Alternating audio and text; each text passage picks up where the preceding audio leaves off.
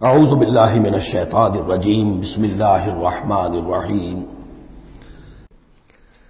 اب دیکھیے ایک آیت میں جو تقاضا ہے، یہ تو اللہ ہے، ایسا ہے، اسی کی بادشاہی ہے، وہ سب جانتا ہے، وہ ہر چیز پر قدیر ہے، یہ سب کیا ہے؟ نیریٹو ہے، اور یہ ہے توحید فی العقیدہ۔ اس کا تقاضا کیا ہے؟ آمنوا باللہ ورسولہ وَأَنفِقُوا مِمَّا جَعَلَكُمْ مُسْتَخْلَفِينَ فِيهِ فَالَّذِينَ آمَنُوا مِنكُمْ وَأَنفَقُوا لَهُمْ أَجْرٌ كَبِيرٌ۔ دو لفظوں میں تقاضا آیا، ایمان لاؤ اللہ پر اور اس کے رسول پر، اور خرچ کر دو ان سب میں سے جس میں اس نے تمہیں خلافت عطا کی ہے۔ سب سے پہلی خلافت تمہیں عطا کی اس جسم میں، اسے اللہ کے لیے لگاؤ۔ ذہانت، فطانت، طلاقت لسانی، جو دیا ہے، پیسہ دیا ہے، مال دیا، اولاد دیا، سب کو اللہ کی راہ میں لگاؤ۔ یہ نفق کا لفظ پیسے کے خرچ کے لیے بھی آتا ہے، جان کے خرچ کے لیے بھی آتا ہے۔ نفقت الدراہم، پیسے ختم ہو گئے۔ نفق الفرس، گھوڑا مر گیا، تو نفق کا لفظ دونوں کے لیے آتا ہے۔ تو انفقوا مما جعلکم مستخلفین فی، جس چیز میں تمہیں استخلاف عطا کیا ہے، لگاؤ، خرچ کرو، صرف کر دو۔ یہ دو تقاضے ہیں۔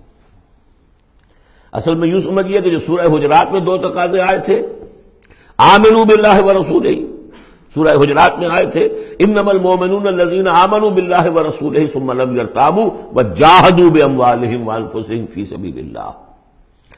حقیقی مومن تو صرف وہ ہے جو ایمان لائے اللہ پر، اس کے رسول پر، پھر شک میں بالکل نہیں پڑے، اور انہوں نے جہاد کیا اللہ کی راہ میں اور کھپا دیے جان بھی اور مال بھی، وہی سچے ہیں۔ یہاں پر دو ہیں، ان میں دونوں میں ایک سے تو مشترک ہو گئی، آمنوا باللہ ورسولہ، ایمان لاؤ اللہ پر، اس کے رسول پر، جیسے کہ ایمان کا حق ہے۔ وانفقوا، اور خرچ کر دو۔ انفاق مال، انفاق نفس، بذل نفس، دونوں چیزیں آ جائیں گی۔ مما جعلکم مستخلفین فیہ، اب اگر یہ دو کام کر دو تو تمہارے وارے نیارے ہیں، تم کامیاب ہو۔ فالذین آمنوا منکم وانفقوا لہم اجر کبیر، تو جو تم میں سے یہ دو تقاضے پورے کر دیں، ایمان لائیں جیسے کہ ایمان کا حق ہے، یقین والا ایمان، اور انفاق کر دیں، خرچ کر دیں، لگا دیں، کھپا دیں، اپنے آپ کو بھی اور اپنی تمام جو بھی کچھ اپنی ملکیت ہے، جو ساز و سامان ہے، لہم اجر کبیر۔ اب دیکھیے نظم، دیکھیے اب دو آیتوں میں وہ ڈانٹ کا، ڈپٹ کا، زجر کا معاملہ ہو رہا ہے۔ وَمَا لَكُمْ لَا تُؤْمِنُونَ بِاللَّهِ، تمہیں کیا ہو گیا ہے، کیوں نہیں ایمان رکھتے اللہ پر؟ وَالرَّسُولُ يَدْعُوكُمْ لِتُؤْمِنُوا بِرَبِّكُمْ، جبکہ ہمارے رسول محمد صلی اللہ علیہ وسلم تمہیں دعوت دے رہے ہیں، وہ ابھی موجود ہیں تمہارے مابین، تمہیں کیا ہو گیا؟ وہ تمہیں دعوت دے رہے ہیں کہ تم ایمان رکھو اپنے رب پر۔ وَقَدْ أَخَذَ مِيثَاقَكُمْ، اور دیکھو تم سے عہد لے چکا ہے تمہارا رب۔ اگر تم ایمان کا دعویٰ کرتے ہو تو عہد در عہد، ایک عہد تو تم کر کے آئے تھے، أَلَسْتُ بِرَبِّكُمْ قَالُوا بَلَىٰ، پھر ایک عہد تم نے کیا سَمِعْنَا وَأَطَعْنَا، پھر تم نے عہد کیا ان اللہ اشترى من المؤمنین انفسهم واموالهم بان لهم الجنہ، بیع و شرح ہو چکی ہے۔ وقد اخذ میثاقکم، وہ تم سے عہد لے چکا ہے، ان کنتم مؤمنین، اگر تم حقیقتا مومن ہو، دعویٰ تو کر رہے ہو ایمان کا۔ ساتھ ہی اب راستہ بتا دیا، اگر تم اپنی گریبان میں جھانکو اور محسوس کرو کہ وہ یقین والا ایمان تو نہیں ہے، اندر تو کچھ خلاصہ ہے،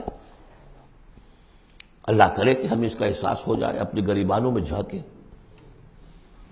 اسلام تو ہے، اللہ کا شکر ہے، جو یہاں آئے ہوئے ہیں، دور دور سے آئے ہوئے ہیں، تو اسلام تو ہے، روزہ نماز تو ہے، لیکن اپنے اندر جھانکے وہ ایمان، یقین والا ایمان۔ اگر احساس ہو جائے کہ نہیں ہے تو معلوم ہونا چاہیے کہاں سے ملے گا یہ۔ هو الذی ينزل على عبده آیات بینات لیخرجکم من الظلمات الى النور، وہی تو ہے جو اپنے بندے پر صلی اللہ علیہ وسلم یہ آیات بینات نازل کر رہا ہے تاکہ نکالے تمہیں اندھیروں سے روشنی کی طرف۔ گویا کہ ایمان حقیقی، یقین والے ایمان کا منبع، سرچشمہ، اس کی سورس یہ ہے اللہ کی کتاب۔ اسے پڑھو، سمجھ کر پڑھو، تدبر کرو، غور و فکر کرو، محسوس کرو گے کہ تمہارے اندر ایک ہلچل ہے، تمہاری فطرت کے تار، یہ قرآن چھیڑے گا انہیں۔ نغمے بیتاب ہے تاروں سے نکلنے کے لیے، ایک ذرا چھیڑ تو دے زخمہ مضراب حیات، اور اس سے خود تمہارے اندر سے ابھر کر ایمان اندر سے ابھرے گا۔ تمہارے اندر ہے، سویا ہوا ہے، تمہاری روح میں ہے، ڈورمنٹ ہے، صرف ایکٹیویٹ کرنے کی بات ہے، اور یہ آیات قرآنیہ انہیں ایکٹیویٹ کرتی ہیں۔ هو الذی ينزل على عبده آیات بینات لیخرجکم من الظلمات الی النور وان اللہ بکم لرؤوف رحیم، اور یقیناً اللہ تمہارے حق میں بہت رؤوف اور رحیم ہے۔ اب آپ نے دیکھ لیا سورس جو ہے اس ایمان کا وہ کیا ہے، قرآن۔ سورہ شورى میں ہم دیکھ آئے ہیں خود حضور کو کہاں سے ملا، وَكَذَلِكَ أَوْحَيْنَا إِلَيْكَ رُوحًا مِّنْ أَمْرِنَا مَا كُنْتَ تَدْرِي مَا الْكِتَابُ وَلَا الْإِيمَانُ وَلَكِنْ جَعَلْنَاهُ نُورًا نَهْدِي بِهِ مَن نَّشَاءُ مِنْ عِبَادِنَا۔ اے نبی، آپ کو تو معلوم نہیں تھا کتاب کسے کہتے ہیں، شریعت کسے کہتے ہیں، نہ آپ تورات سے واقف، نہ آپ انجیل سے واقف، آپ تو مکے کے امیین میں سے تھے۔ ایمان کسے کہتے ہیں، وَلَكِنْ جَعَلْنَاهُ، اس قرآن کو ہم نے نور بنا کر آپ پر اتارا ہے۔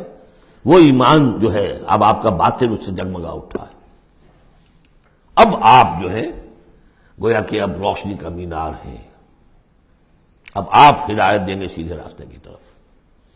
اسی کو مولانا ظفر علی خان نے کہا ہے بہت خوبصورتی لیکن بہت سادگی سے، وہ جنس نہیں ایمان جسے لے آئیں دکانیں فلسفہ سے، ڈھونڈے سے ملے گی عاقل کو یہ قرآن کے سپاہ۔ اچھا، ایک بات تو ہو گئی کہ تم ایمان کیوں نہیں، تمہارا پختہ کیوں نہیں ہے، یہ دل مل یقین ایمان کیوں لیے پھر رہے ہو، یہ شکوک و شبہات کے کانٹے جس میں چبھے ہوئے ہیں اس ایمان کے ساتھ گزارا کیوں کر رہے ہو؟ اگر اس میں کمی ہے تو پہلے اس کمی کو پورا کرو، چھوڑ دو دھندے، کچھ دن نکال لو، ایک سال نکال لو اپنی زندگی میں سے کہ کم سے کم اتنی عربی سیکھ لیں کہ یہ قرآن ہمارے دلوں کے تاروں کو چھیڑ سکے۔ وہ اسی وقت ہوگا تیرے ضمیر پہ جب تک نہ ہو نزول کتاب، گرہ کشاہد رازی نہ صاحب کشاف۔ انسپیریشن قرآن سے، ترجمے سے نہیں مل سکتی، ناممکن ہے۔